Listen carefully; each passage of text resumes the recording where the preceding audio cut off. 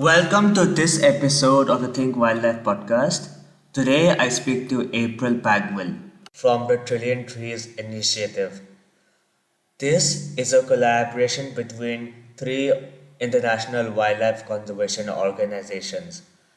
These are BirdLife International, the World Wildlife Fund, also known as WWF, and the Wildlife Conservation Society, popularly known as WCS. The aim of Trillion Trees is to restore degraded forests and prevent the deforestation of currently intact rainforests around the world. Tune in to this episode to learn about the science of the protection and restoration of rainforests. We also talk about the value of rainforests for well being, livelihoods, and society in general.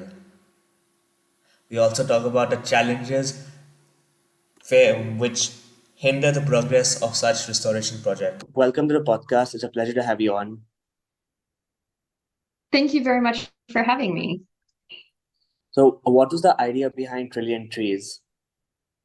Well, sure. So, Trillion Trees is a partnership between three of the world's leading conservation organizations: BirdLife International, the Wildlife Conservation Society, and WWF. And the three of them came together back in 2016, essentially with this shared commitment to end deforestation and restore forests. And the idea of coming together was, even though all three organizations have their own forest programs and they do a lot of work in other landscapes, forests are incredible and really important ecosystems. And the partners felt that by joining their huge resources and expertise and global reach, that they can probably do and achieve a bit more than they can together than working separately. Why are forests so critical for the planet? Well, forests are probably, well, all ecosystems are incredibly important, of course, but forests actually contain around 80% of all of the world's terrestrial biodiversity. They also sequester huge amounts of carbon, which is important for the climate. But then as humans, we are also really closely connected to forests through biodiversity. And even if we don't think about it, forests are responsible for the air we breathe, the water we drink, and a lot of the foods that we eat. So really, even as people, like really have to depend on forests. So, how does restoring forests help improve human health and livelihoods? Sure. Well, just a couple of things that I just mentioned, right? So forests are really important for people for various things. And again, that means that protecting and restoring our forests is also very important. Millions of people around the world rely on forests for their livelihoods, so for jobs as well as food and medicines. And again, making sure that we really keep our forests standing. But then also in terms of human health as well, that relationship between forests and people goes a bit deeper. So there's been shown to have evidence that forests can reduce risks of diseases such as cardiovascular diseases, respiratory diseases, as well as mental health issues. So there's a lot of work around, just spending time in forest, and in many places around the world, there's activities such as forest bathing, where you're just spending time in the forest, enjoying nature, and, being part of, kind of an ecosystem, that's bigger than yourself. But then also what the world can take from this too is preventing forest loss and degradation is also important to prevent various infectious disease outbreaks such as COVID-19 and that loss of habitat, where you can end up having more zoonotic transitions and zoonotic diseases happening.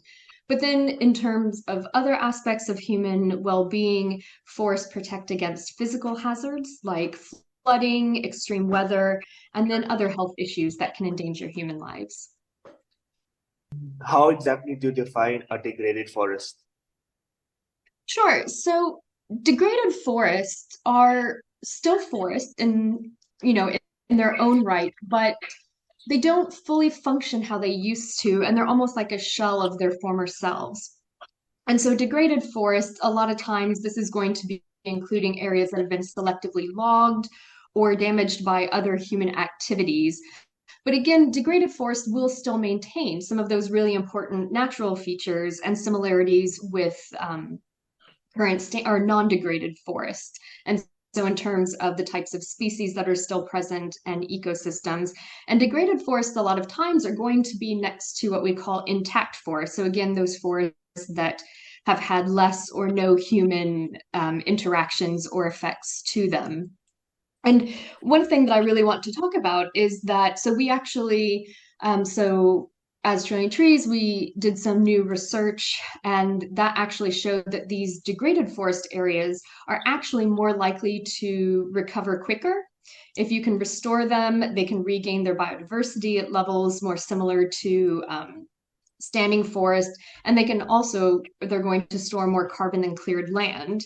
So that cleared land that's been completely deforested and where restoration might take longer.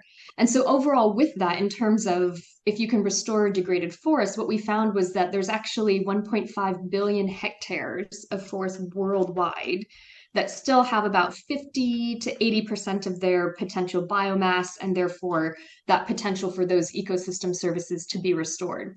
And so then one thing here is it's really important to, of course, end deforestation and to restore those areas that have been deforested. But maybe even just a bit lower hanging fruit is all of these, this 1.5 billion hectares of degraded forests that, they can deliver more rapid biodiversity and climate mitigation benefits relative to restoring forest on cleared land, because it's going to be easier to return some of that ecosystem than when you're starting from scratch, essentially from deforested areas. At a global scale, what is driving deforestation and forest degradation? Sure. So the main cause of deforestation worldwide is agriculture. But overall, deforestation and degradation of forests is a really complex issue that's not easily solved. But so in terms of the deforestation side, it is these massive agricultural expansion of areas. So that's clearing forests for things like cattle ranching or soy and palm oil plantations. But then also other commodities such as chocolate and coffee production have historically and continue to have high levels of deforestation, if they're, of course, not grown in a forest-friendly way. And so a lot of the products that we consume on a daily basis have some deforestation within their supply chain. In terms of degradation, so similarly, so agriculture will be some part of that, but more of the causes of degradation is probably things like illegal or unsustainable logging, but then also climate change is starting to have an effect that we're seeing on the degradation of forests. So the higher temperatures mean unpredictable weather patterns that can increase the risk and severity of forest fires or pest infestation and various diseases to certain plants. But so a lot of this, again, both of these are really built on, sort of these, big industries around commodities as well. And so as consumers, there's something where we can do, do something about that in being more responsible with our own choices. I guess continuing with that a little bit too. So in some countries, smallholder agriculture can also be a cause of deforestation and land degradation. That's because a lot of times there are fewer opportunities, or just, people are, in general, all over the world, people are less informed about the importance of standing forests and things like that. But then you're also competing with economic needs and the social needs of people. And so many times too, families can clear areas of forest use for wood, graze animals, or also again, growing food on the land. But with this, so this is where things like agroforestry can come into play, and there can be more sustainable and forest-friendly ways for livelihoods to be established. So it doesn't just protect the forest, but it also can protect the other ecosystem services that forests provide. So you mentioned about cattle ranching as a driver of deforestation. So how prevalent is the issue in South America, and what is Trillion Trees doing to tackle the issue of cattle ranching in the Amazon rainforest? Sure. So essentially, so cattle ranching, both legal and illegal ranching, is definitely an issue that needs to be addressed, both a lot in South and as well as Central America. Um, So you asked for kind of examples. So one example is in a landscape in Peru where our partner WWF is working. It's called Madre de Dios. So that is in the Amazon. And so there has been extensive cattle farming and one of those main causes of deforestation, as you said, in that area.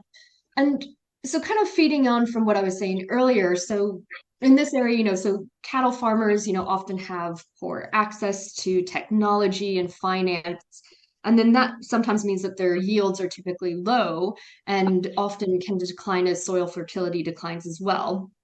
And so they'll, continue to move to different areas and deforest other areas for more pasture, to, have kind of fresher areas. But I think what's important and some of the things that we're doing, and so through the work that our partner WWF is doing in there, is working with farmers on more environmentally friendly ways. So nature-based ways of farming, like silvopasture.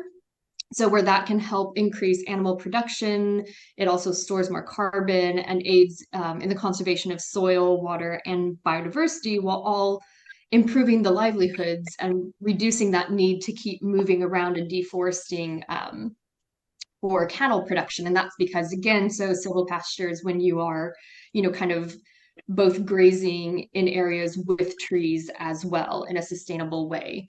And so what we've done there is, they've set up kind of farm field schools to train local farmers in this, and so also like getting involving women and young people as well to bring in the full communities and farmers, and where also the farmers can share their own experiences.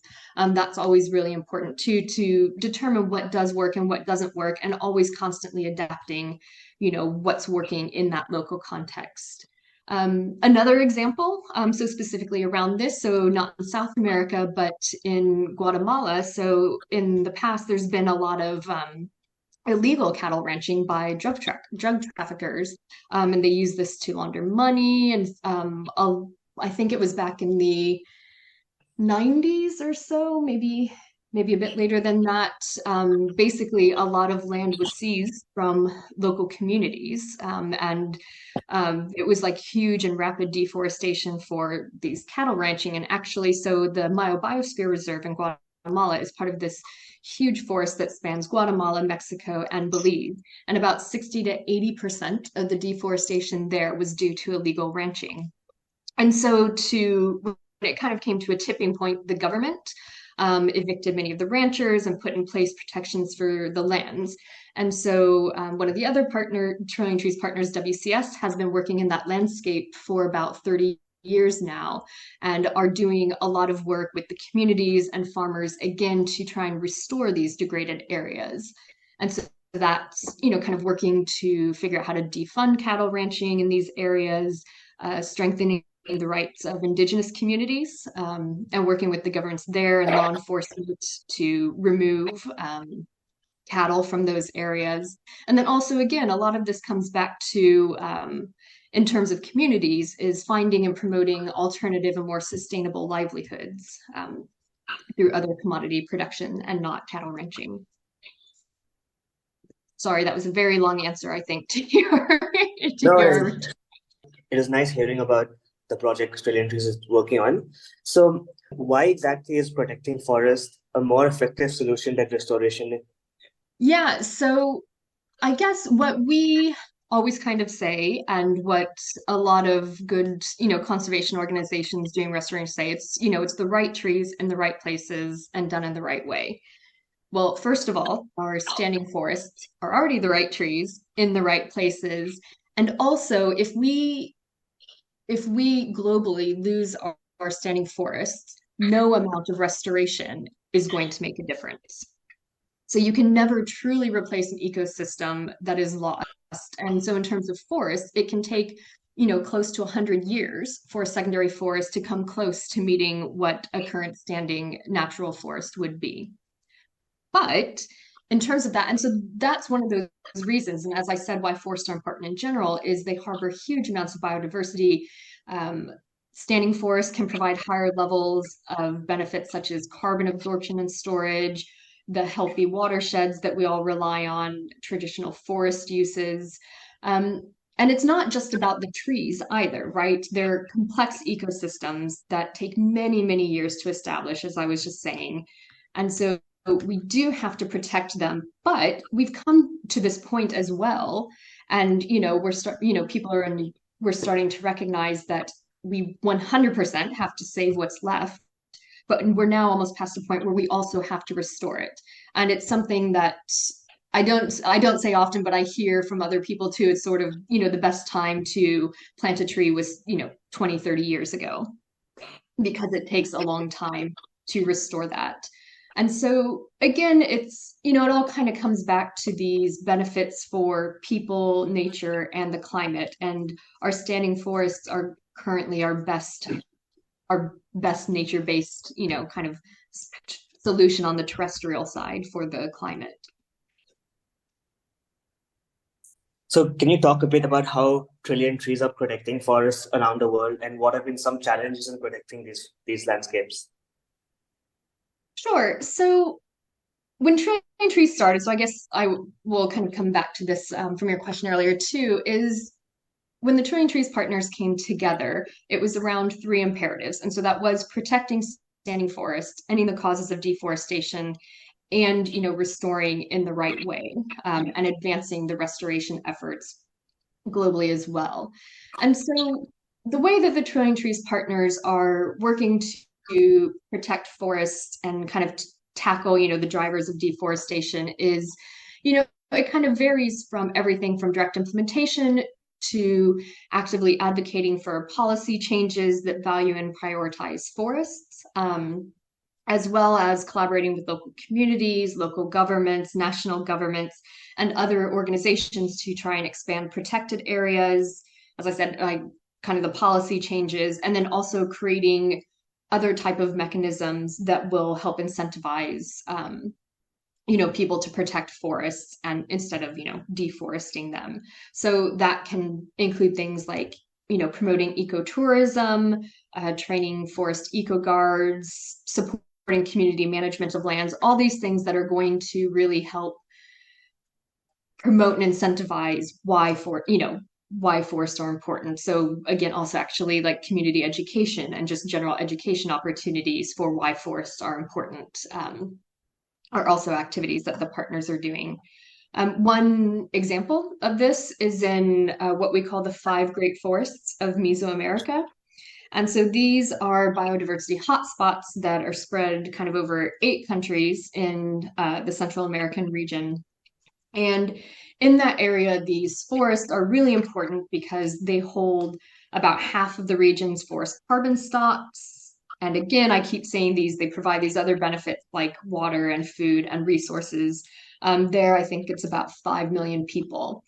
And so the partners here, again, this is kind of going back in this area, kind of working towards, getting at those root causes for deforestation, like the illegal cattle ranching, and other activities like that. And so really trying to work with the local stakeholders to prioritize forests, whether that's through education, policy, and direct implementation.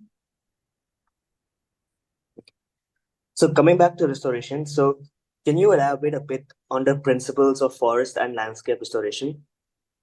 Yeah, definitely. So forest landscape restoration is basically when I guess first of all, forests don't operate in isolation, right? So forest landscape restoration is a really important concept, and the way that essentially all restoration of forests or ecosystem restoration can also follow similar principles. So it's really looking at the fact that forests don't operate in isolation. They are connected to other ecosystems, and they are kind of a landscape is a mosaic of different ecosystems, different species, plus all of those human activities in and near those areas. And so when you're trying to restore a forest, you have to make sure you take all of this into account. And so one of the key principles behind forest landscape restoration is that it brings people together to identify and implement the most appropriate restoration interventions in that landscape that can accommodate the needs of all land users and multiple land uses. So again, it's how you can harmonize the people and the nature side together. And so it is this kind of ongoing process of regaining ecological function while also enhancing human well-being. So this means within the entire landscape, you might have, this mosaic of natural forest. You might have some agroforestry areas. You might also have some areas where local communities have created their own wood plots. So it might be either a native or potentially a non-native species that is there, but it's in land set aside that's not forested land that they can still use for their livelihoods, whether that's economic or for fuel wood, something like that. So again, it's this whole mix of areas that you're trying to manage together and take into account together, that where you can get people and nature thriving together. You have mentioned agroforestry quite a few times in this interview so far. So could you just elaborate a bit what agroforestry is and talk about the rainforestation farming method Trillion Trees is employing in Mount Hilong in Philippines? Sure. So agroforestry is essentially when you are having kind of, commodity crops or farming alongside trees. So one kind of simplified way people put it is trees on farms. And it is a bit more than that, but that is kind of a simple way to think about it too. And so again, in terms of agroforestry, it does have to be in the right places. And so making sure that it also makes sense in that landscape as well. So is this going to be a good methodology for that community or those local stakeholders to implement? And so what you mentioned, the rainforestation farming method, so the BirdLife partner in the Philippines, I think this is the example you gave, so it's the Haribon Foundation. So they are using what's called rainforestation, and that refers to planting native species instead of non-native cash crop monocultures to help rehabilitate and restore kind of a forest area that's biodiverse, again, supporting wildlife and people. But the key thing here with the rainforestation is using native species on farms and that mix of kind of cash commodities and native trees, because then that brings in greater biodiversity as well as the economic benefits to the communities as well. You also mentioned that invasive species are a big issue in degraded landscapes. Could you elaborate about how invasive species can be removed from a degraded forest? Because at least in India, we have one invasive plant called Lacana, which is causing a lot of chaos in our rainforest, and it's quite hard to remove them.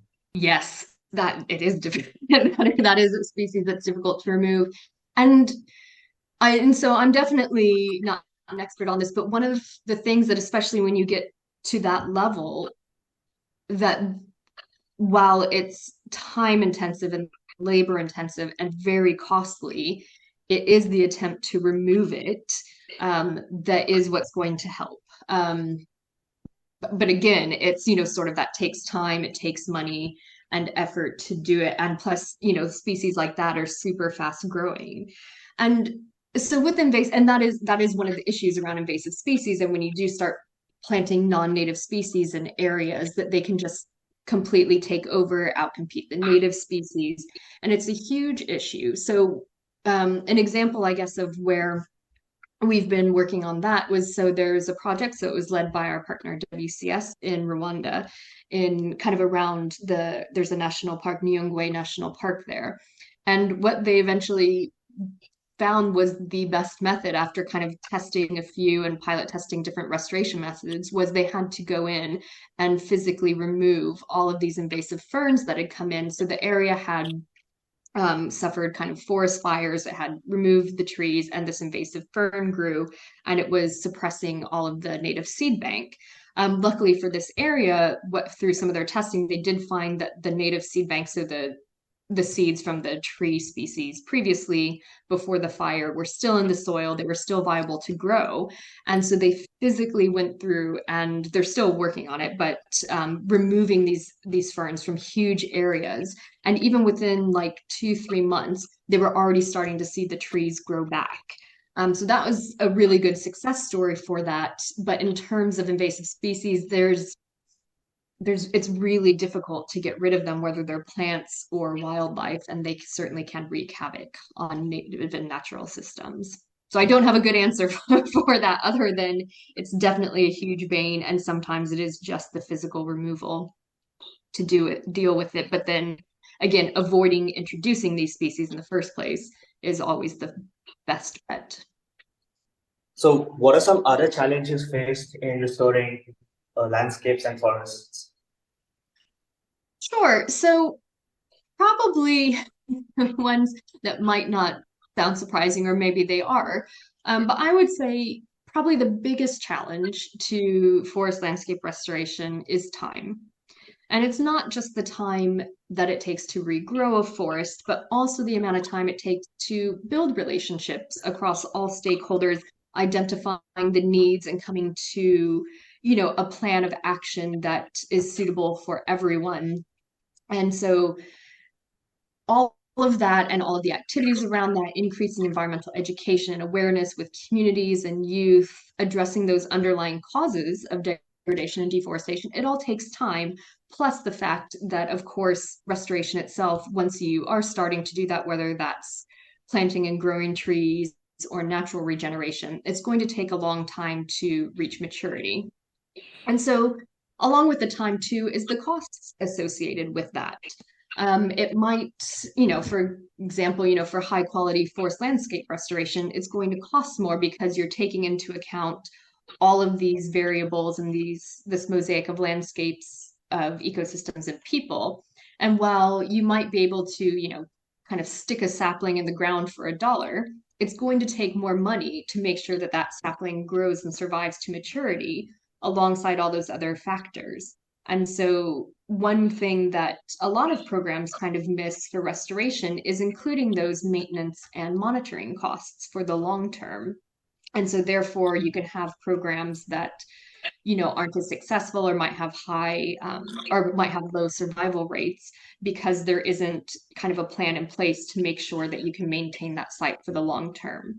But then again, restoration is complex, so there's all these ecological and social needs, and it's really positive then when it's successful, and when you have all of this in place and you have these projects that can be successful, and they can be. It's something that people are starting to do more and more of, and certainly understanding the people side of it, not just the ecological side of it, is really important. And I think that's definitely a step forward in the conservation sector, of making sure that all conservation actions are going to have greater success when you are including the local stakeholders who are there living in the area or in charge of, you know, maintaining that area.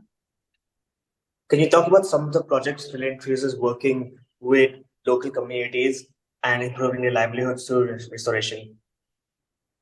Sure. So I guess I think I mentioned kind of a couple of those. And one thing that I guess in a more succinct way than what I've said is that in terms of conservation, and whether that's protection or restoration, if you don't get the people part right, none of it's going to be successful. And so, what Trillion Trees is doing, and what the Trillion Trees partners do, is making sure that involving local communities and local stakeholders, again, whether that's communities, local governments, other organizations in the landscape, but making sure that communities are involved every step of the way is necessary. And it's, of course, just the right thing to do. Many times it's their own land and it's their own livelihoods and resources that they should be a part of. And so one of our priority approaches is engaging with the local community groups from the earliest stage. We don't do anything without consent or participation, and many of our projects are led by communities as well, just with our support. So we do work towards active participation and that leadership. We do a lot of work in trying to help formalize rights for Indigenous peoples to their own land, and managing forests sustainably to benefit them, as well as then you get all of the wildlife and climate benefits that come from that as well. And so we have, well, essentially in all of our restoration projects, that's going to be a key component of it. So it will be with and alongside local communities. And then also all of our restoration projects are already going to be in areas where the three partners have long-term presence and relationships. So they might have, I mentioned in the Maya biosphere, so WCS has been working in that area for over 30 years. And so they've built really strong relationships with communities, with governments, and therefore can have a bit more success because everyone's, trying to work together for the same goal. And that happens in essentially all of our projects. So could you just list 2 or 3 of Brain Tree's most successful restoration projects? So that question is really difficult because I would say that, all of our projects are successful. For us, it's making sure that we're restoring forest in the areas where it's needed most and where we can support our programs to scale up their efforts as well. So kind of moving from kind of smaller scale restoration to restoration on a larger scale and at the landscape level, because again, that's kind of what's needed globally and even in local areas as well. I trying to think of some that are good examples. Hmm. Well, like I said, all of them are great and successful. I guess one nice one is it's a WCS project in the Southern Highlands in Tanzania. And I think it's more just kind of hearing from, some of the community members around it where, after restoring the area and, working with them around, various aspects, they've created community nurseries and can sell on the seedlings as well as using them for sales. But they like relatively quickly started seeing more cleaner water, better access to water. And that was just through kind of natural regeneration and assisted natural regeneration where might be doing activities such as planting that then also helps that, the forest regenerate naturally.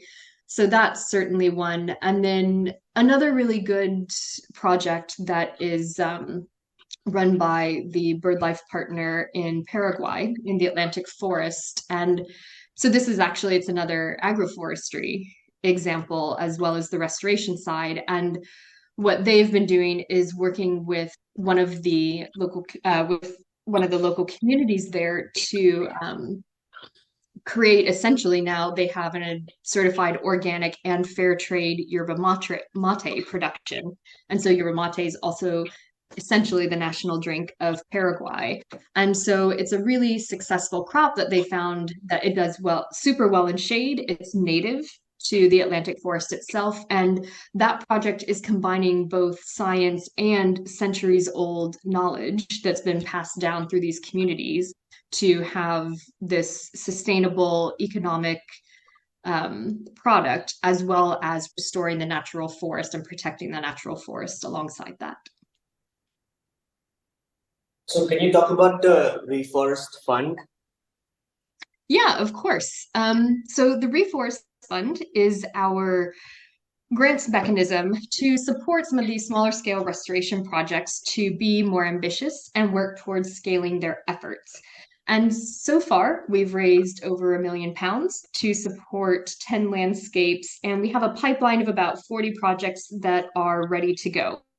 And so these are restoration projects that, fit that criteria I was talking about. They're implemented by local teams and communities, they're restoring natural forest, and then also supporting some of these other activities and initiatives to address those underlying reasons for why restoration is needed in the first place, and to ensure that the communities are also benefiting from this as well.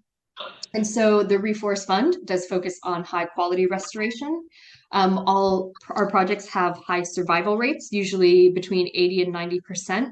And again, what I mentioned before is this is because we make sure that the funds that we're providing to some of these projects include enough for long-term maintenance and monitoring, which is really important to make sure, again, those trees survive for decades to come and not just for 1 or 2 years and then they disappear. How can individuals invest in forest restoration? Sure. Well, one easy way that people could do that is by supporting Trillion and our efforts through our Reforest Fund, or just supporting all of our critical work in protecting and restoring forests. But of course, there's other ways. There's local organizations that people can support. One thing that we always like to say is, if you want to support a forest restoration project, make sure that they're doing it in the right way, that it's native species, it's trying to restore natural forest, but then also that, there's community involvement and, taking into account the biodiversity as well as, the human and social side of things. But then also there's a lot of areas that have volunteer efforts with those local organizations if people want to specifically go out and grow their own trees. But then also growing trees in urban environments is really important for human health. And there's recently been a lot of work in the news and research showing that, urban forests are incredibly important for people's mental health and just providing green space. But then I think I mentioned too, also as consumers, we can be mindful of what we are buying. So reducing our paper use, buying things like forest-friendly chocolate or other products, and just trying to pay more attention, if possible, to those products that might be, Rainforest Alliance certified, or where they've been trying to reduce deforestation in their products. That was the final question I had for you today. Thank you so much. It was quite interesting to talk about the science of forest restoration. And I hope Trillian is going to continue the great work. Thank you very much. I hope you enjoyed this episode of the Think Wildlife podcast, and I hope that you can also contribute to forest restoration. This can be at a small scale in your balconies or home gardens, or volunteering in tree plantation drives in local communities or your schools. Also, don't forget to subscribe and share